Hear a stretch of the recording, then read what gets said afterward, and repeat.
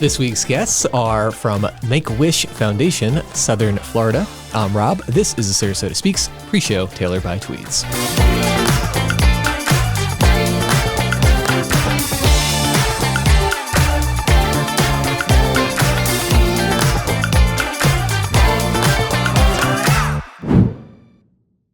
What's up, everyone? I'm Rob. This is the pre-show tailored by Tweeds. When you are looking to level up your style game, come on down to any of our Tweeds locations all across the state of Florida and now also in Tennessee.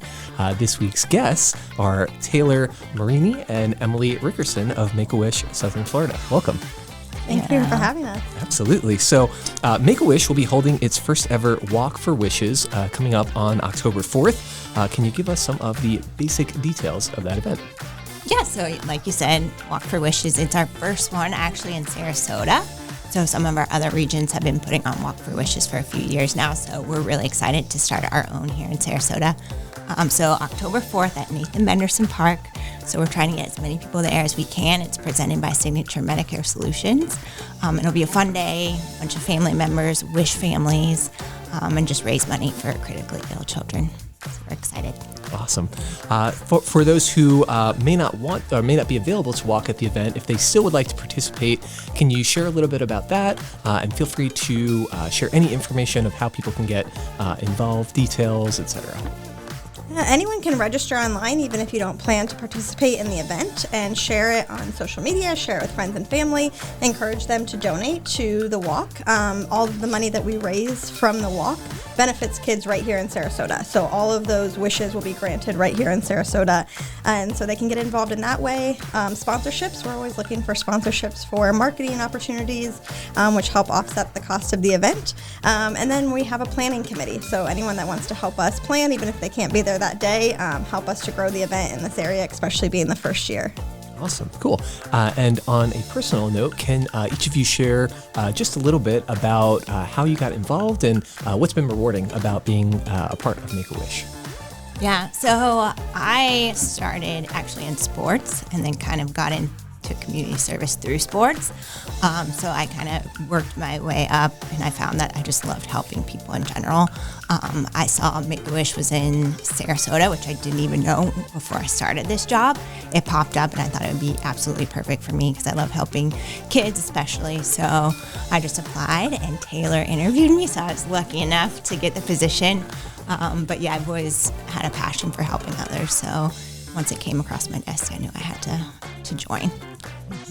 I actually joined Make-A-Wish through an internship in college, and I interned for a year and then was hired for my internship. So I've been with Make-A-Wish ever since college, and I absolutely love every minute of it. It's such a great organization, not just because I work there, but the families that we impact throughout the years, especially here locally, are just amazing stories. That's awesome. Cool. Well, that is going to do it for this week's pre-show. Remember, when you are looking to level up your style game, come on down to any of our Tweeds locations. Should be a QR code on the screen. Feel free to screenshot that. Click on that for some more details. Follow us on Instagram at Tweeds Suit Shop. Check us out, tweedsuitshop.com. Stay tuned for a quick sneak peek of this week's upcoming episode with Taylor and Emily.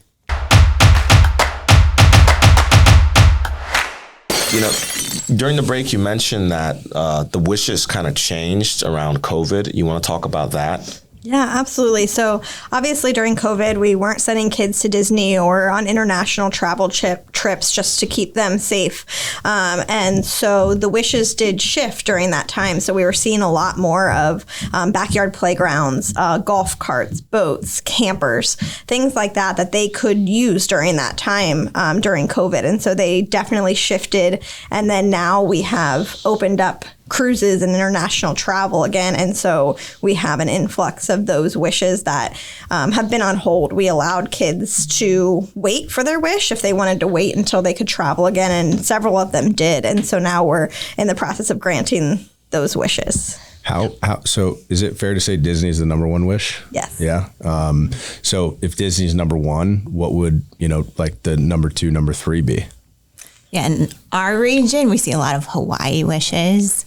So yeah, I would say Disney number one, Hawaii, or just travel. Maybe Moana's a lot of cruises. Driving that. Moana, there are a lot of Moana fans. Is that a child's film?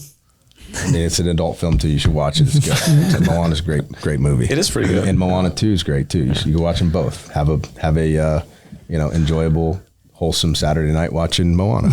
We talked a bit about the importance of the partners, and I think Brad had mentioned, some of the wishes are probably expensive, but some of the other ones, because of good partnerships, are even probably free or very low cost. How does that play out?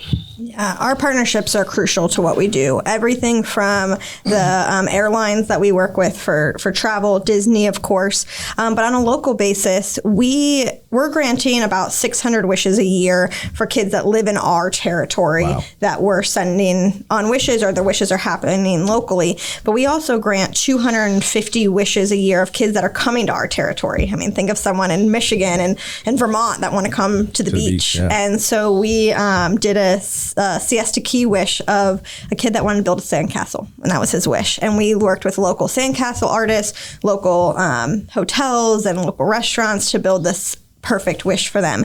And that's all because of our partnerships within the community, our advisory boards, our volunteers.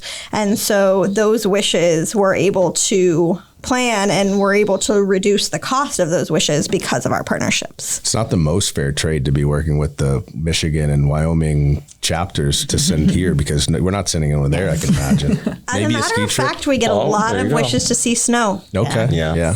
I can imagine. What about like the national parks or something like that, I would think? We just had one. Yeah. A little boy named Lucas went to national parks. So we saw all his photos. It was really cute. We talked about kind of the most heartfelt, and we're staying on this. I mean, the organization is called Make-A-Wish, right? So we're staying on these wishes. I think there's a lot of inspiring stories behind them. So not to continue to beat on that drum, but it is kind of the most important thing that you guys do, right?